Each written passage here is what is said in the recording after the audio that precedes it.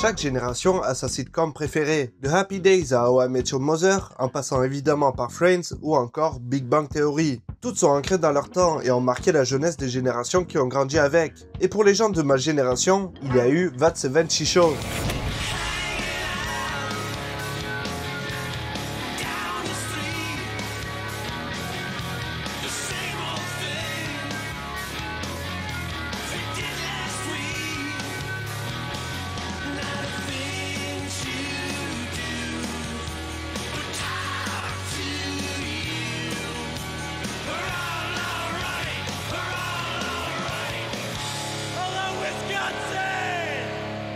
Car si pour beaucoup leur bande de potes était celle de Ted Mosby, ou celle de Ross, Joey et Chandler, la mienne était celle de Hyde, Fez et Kelso. That 70 Show est une sitcom diffusée sur la Fox d'août 98 jusqu'en mai 2006. La série est produite par Mark Brazill, qui a écrit Double Dragon avec Mark Dacascos. La série débute en 1976. Donna est la voisine et petite amie d'Eric Forman, qui est le personnage principal de la série. Eric passe ses journées dans son sous-sol accompagné de ses meilleurs amis. Kelso, dont son charme n'a d'égal que sa stupidité et qui ressemble étrangement à Cody de Notre Belle Famille. Hyde, bad guy nihiliste et stoner au grand cœur. Jackie, véritable pin-up et petite bourgeoise. Et pour conclure, Fez, un immigré très porté sur le sexe féminin et dont l'origine restera inconnue jusqu'à la fin de la série. Tous refont le monde à leur sauce, essayant tant bien que mal de trouver leur place dans la société sous l'œil bienveillant de la mère d'Eric. Kitty, une infirmière qui a un petit problème de boisson, mariée à Red Foreman, vétéran de la guerre de Corée et en bourru ne voyant la réussite que dans le travail. Vous êtes viré, monsieur le plus malin des négos. Voilà. C'est ça aussi un patron. Ce dernier fait souvent preuve d'un manque de reconnaissance à l'égard de son fils, traduisant plus une difficulté à montrer ses sentiments qu'autre chose, ce qui rend le personnage plutôt attachant.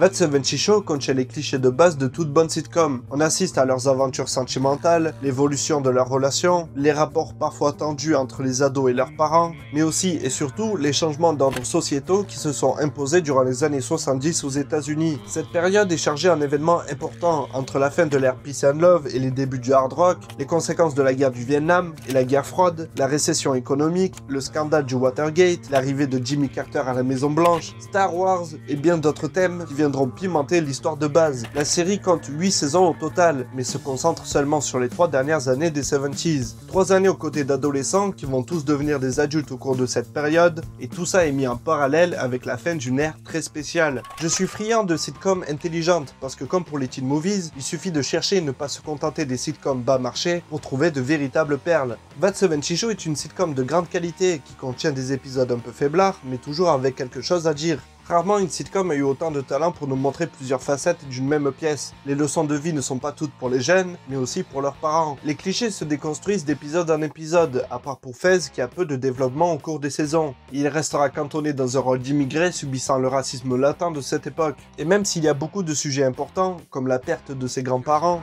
Je ne crois pas que ça te tuerait d'être gentil pendant une journée. Grand-mère ? Le divorce, le fait d'être issu d'une classe défavorisée ou d'immigrer, le racisme, le sexisme et encore beaucoup d'autres, j'ai décidé de me concentrer sur une des leçons majeures de la série, sa position face au cannabis. La série regorge de bonnes scènes sur le sujet, et beaucoup d'épisodes y sont consacrés d'ailleurs, de sa simple consommation à ses effets, de la vision des autres sur le sujet, dont celui des parents évidemment, mais aussi la réalité avec son illégalité par exemple, et tout ça sans avoir à montrer un seul joint à l'écran. That 70 Show a un gimmick bien particulier, comme beaucoup de sitcoms avaient le leur aussi, le pub pour How I Met Your Mother, le café pour Friends, l'escalier pour Big Bang Theory, et dans notre cas, la table de la cave. Chaque épisode a droit à une scène où les personnages sont autour d'une table et la caméra en face cam tourne de personnage en personnage pour que l'on suive leur discussion souvent centrale à l'épisode. Et une particularité vient sublimer ces scènes, la fumée derrière les personnages omniprésente pour souligner le fait qu'ils sont en train de partager un joint tout en discutant. Et bien que la plupart du temps ce gimmick servira à un enchaînement de blagues ou de gags, il s'avère que sur certains épisodes, ça sera un point de pivot pour nos personnages. Des passages très souvent touchants démontrant que dans ce cadre bien précis, le cannabis peut libérer la parole, comme dans cette scène du cultissime Breakfast Club, qui est à mes yeux l'un des plus beaux stoner movies. D'ailleurs, dites-moi en commentaire si vous voulez une vidéo sur ce film qui me passionne. Bref, la sitcom va loin dans sa prise de position, allant jusqu'à caster Monsieur Tommy Chong pour un rôle récurrent dans la série. Oh non, le patron est là. Ouais, c'est vrai, c'est moi le patron. Un grand défenseur de la cause et légende dans le milieu des stoners, qui sera absent un petit moment du show car il fut incarcéré pendant 9 mois pour vente de bang. Le monsieur fait partie du duo Cheech and Chong, véritable pionnier du mouvement stoner et activiste important dans cette culture.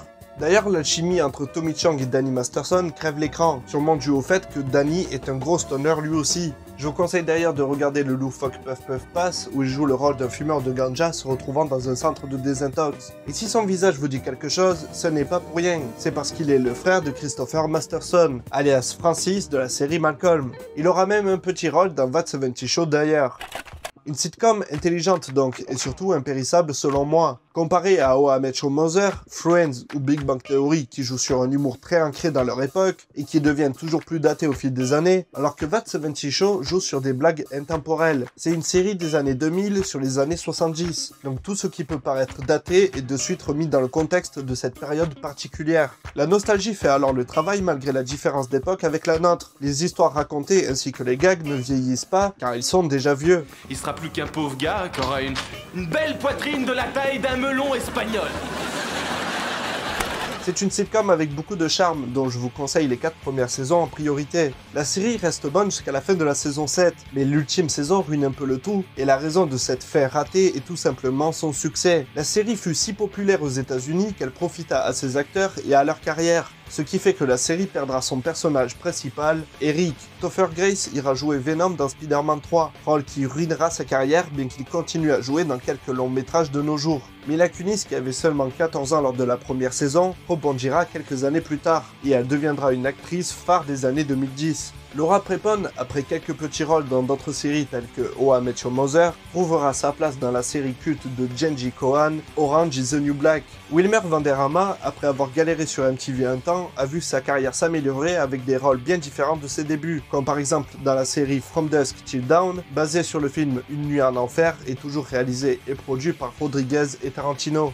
Danny Masterson a bien galéré aussi avant d'apparaître aux côtés d'Ashton Kutcher dans The Ranch, série Netflix qui est quasiment une suite spirituelle à That 70 Show, tant il y a d'apparitions d'anciens membres du cast. Malheureusement, Danny s'est fait virer de la série à cause d'accusations d'attouchement sexuel. Quant à Ashton Kutcher, justement, il connaîtra un succès considérable grâce à son rôle dans L'Effet Papillon, ou encore le génial Emek Aleumakes, qui est d'ailleurs écrit par Philip Stark, scénariste de beaucoup d'épisodes de That 70 Show et de quelques épisodes de South Park. Tape là-dessous.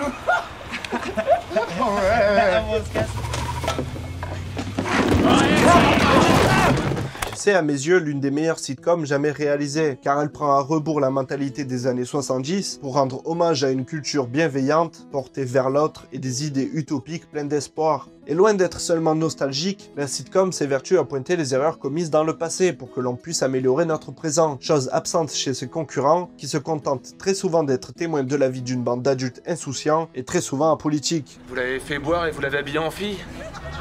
Ouais, mais j'en avais envie et ça m'a fait bien plaisir.